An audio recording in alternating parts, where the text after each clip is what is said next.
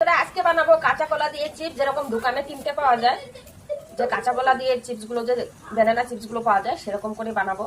আর এটা কাঁচা কলা, যেটা সবজি খাই সেই কলাটাই নিয়ে আসছিলাম। আর কলাগুলো বেশ মোটা মোটা আছে, কলাগুলো খুব সুন্দর করে খোসা ছাড়িয়ে নেব।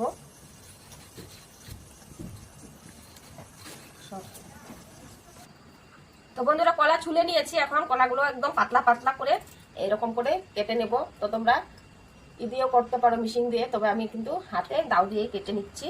আর আজকে আমি দুটো কলার করছি, তোমরা চাইলে অনেক বেশি কলারও করতে পারো। আর কলাগুলো যদি টাইট টাইট থাকে তাহলে বেশি ভালো হবে, আর যদি কলাগুলো নরম হয়ে যায় তাহলে কিন্তু চিপস একদমই মুচমুচে হবে না। সরাসরি জলে ভিজিয়ে দিচ্ছি। বন্ধুরা, কলাগুলো আমি খুব সুন্দর করে কেটে নিয়েছি। আর আমি আগে প্রথমে দুটো কলা কেটেছিলাম, তারপর আরেকটা কলা কেটে দিয়েছি। তো তিনটা কলায় অনেকগুলো হয়ে গেছে। দেখো, হলুদ জলে ভিজিয়ে রাখছি যাতে কালো না হয়, আর কষ্টটাও সুন্দর ছেড়ে দিবে। এটাকে ভালো করে ধুয়ে নিয়ে কিন্তু ফ্রাই করলেই হয়ে যাবে মুচমুচে ব্যানানা চিপস। কলাগুলো ভালো করে ধুয়ে নিয়েছি, মানে চিপসের জন্য যে কেটেছিলাম, ভালো করে ধুয়ে একটু জড়িয়ে নিয়েছি।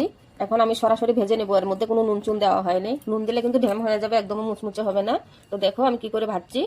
কড়াইতে আগের থেকে তেল বসিয়ে দিয়েছিলাম, রিফাইন অয়েল। তো অনেকটাই গরম হয়ে গেছে, তেলটা খুব বেশি গরম করে তারপরে দিতে হবে। এখন অল্প অল্প করে দিয়ে দেবো, একবারে সব ভাজা যাবে না, কয়েকটা কয়েকটা দিয়ে ভেজে নেবো। আজকে একদমই লেগে যাবে না, খুব সুন্দরভাবে কিন্তু ছেড়ে দিয়ে দেয়।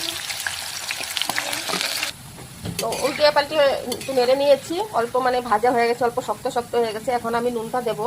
তো নুনটা একটু বাটির মধ্যে করে, এই বাটিতে করে আমি গুলিয়ে নিয়েছিলাম নুনটা। সেই নুন জলটা অল্প অল্প করে দিয়ে দিলে কিন্তু ক্রিস্পিও হবে, খেতে ভালো হবে, তবে একটু ছিটবে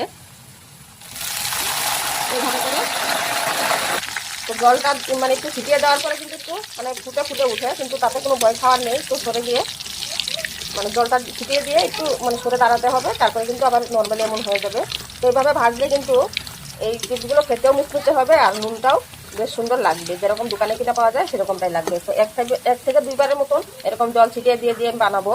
যখন কড়াই তেলটা বেশি হিট হয়ে যায় তখনই আমি অল্প অল্প তেলের সঙ্গে যেরকম নুন জলটা দেবো। তো এগুলো চিপস আমার পুরো ভাজা হয়ে গেছে, হালকা হালকা ব্রাউন ব্রাউন হয়েছে, আর একদম মুচমুচে, মানে হাতাতে বোঝা যাচ্ছে যে কতটা মুড়মুড়ে হয়েছে। এখন আমি নামিয়ে নেব। নামিয়ে সবগুলো একই রকম করে আমি ভেজে নেব, তারপরে তোমাদেরকে দেখাচ্ছি কতটা মুচমুচে হয়েছে। দেখো, সমস্ত চিপস ভাজা হয়ে গেছে, কত সুন্দর হয়েছে আর কতটা ক্রিস্পি হয়েছে। হাতে কিন্তু গুঁড়ো গুঁড়ো হয়ে যাচ্ছে, একদম গুঁড়ো হয়ে গেছে। তো ভীষণই ভালো লাগে ব্যানানা চিপস, এভাবে কিন্তু দোকানের মতন করে বাচ্চাদেরকে দিতে পারো।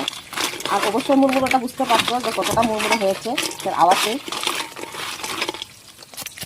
দেখো ভেঙেই যাচ্ছে, এতটা মুচমুচে, একদমই গুঁড়ো গুঁড়ো হয়ে গেছে। তো অবশ্যই করে খেয়েও। আজকের রেসিপি এখানে শেষ করবো, অনেকটা